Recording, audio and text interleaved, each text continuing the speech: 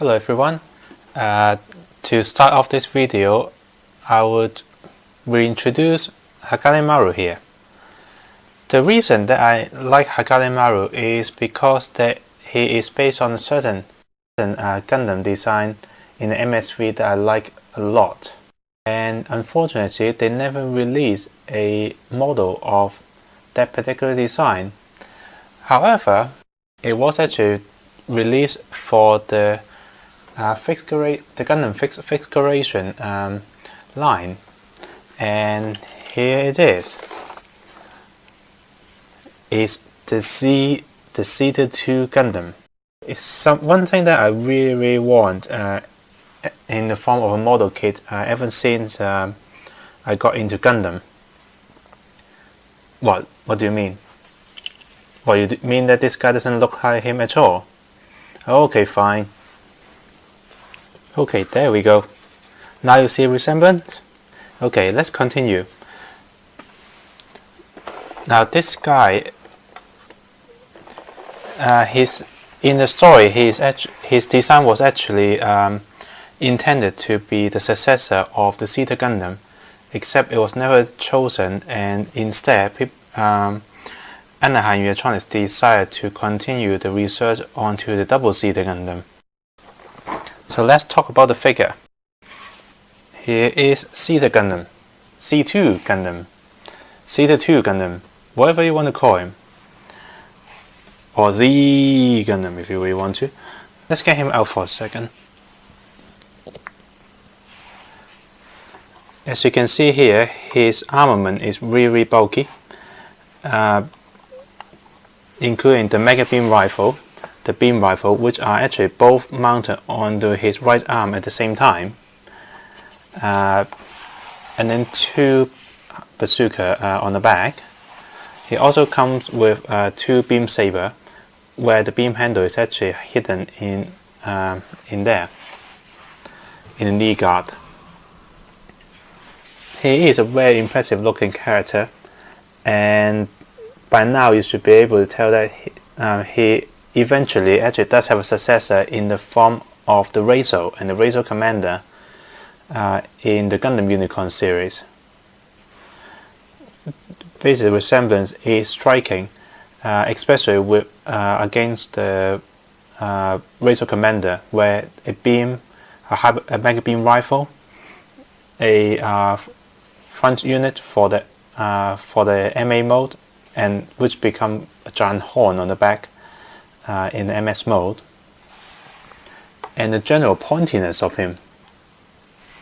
Their transformations are almost identical as well, from what I can see in the animation in the high grade toy, and him here.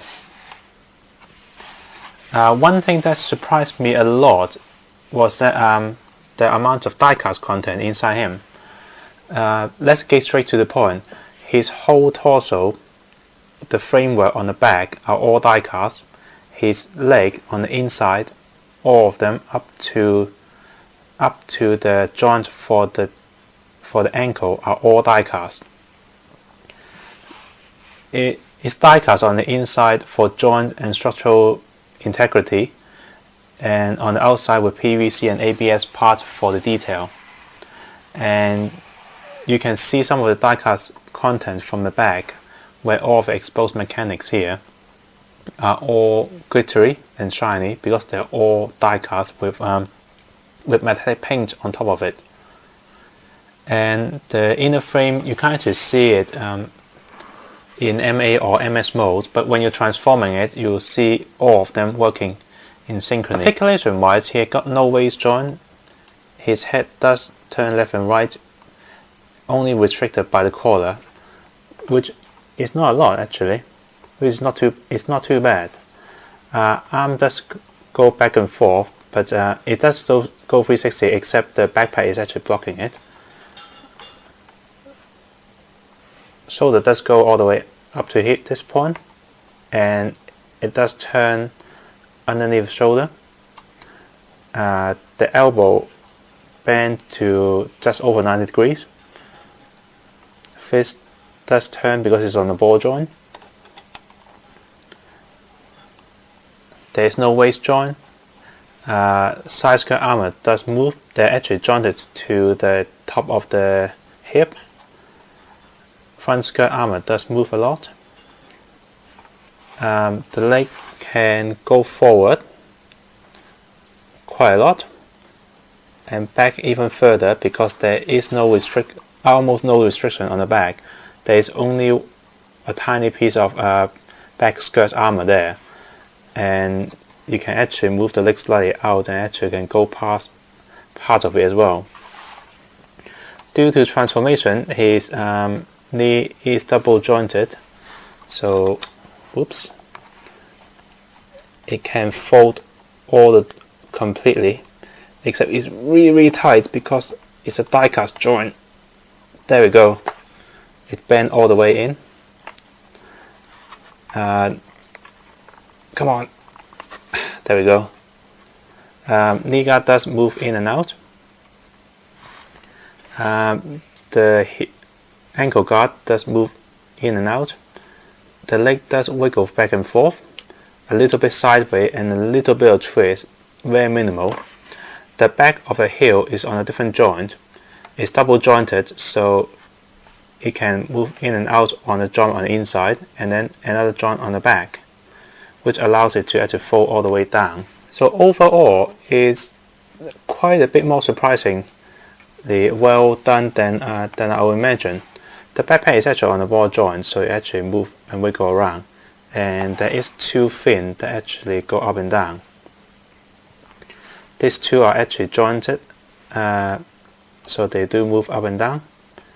And on the inside there is actually two fins, which actually swivel in and out. It's quite difficult to get there, but yeah, you can actually pose it around, play around with it. So that's it really in MS mode. We'll move on to MA mode, but it's very difficult to actually transform him because he is absolutely a platformer. So instead, I will show you a few clips, a few photos, and we'll move straight into MA mode.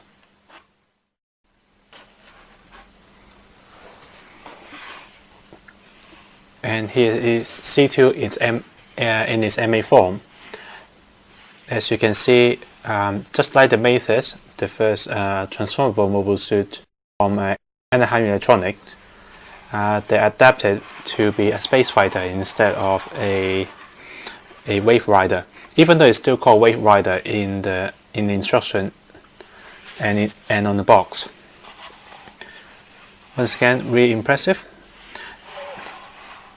Now, before you were thinking that the Racer and the C2 has nothing in common, well, now looking at this, I don't think you can deny anymore. This is the predecessor of the Racer, which always baffled me as to why the Racer is so popular while the C2 is almost unheard of.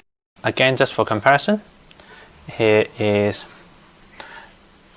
the SD Gundam Hagane Maru own version. Not too bad actually. I thought it's actually a pretty interesting representation of the MA mode.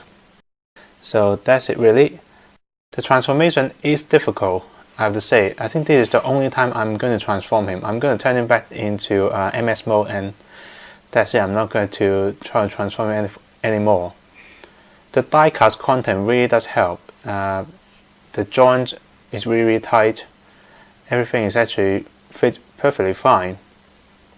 Posability wise, well, I wasn't expecting much from him at all, but with the stand, it does make life much easier, and consider it's actually a MA designed for space combat and never intended for landing or actually standing on anything properly, probably other than on the ship. I think this is perfectly fine. So that's it really. Join me again on another review or video.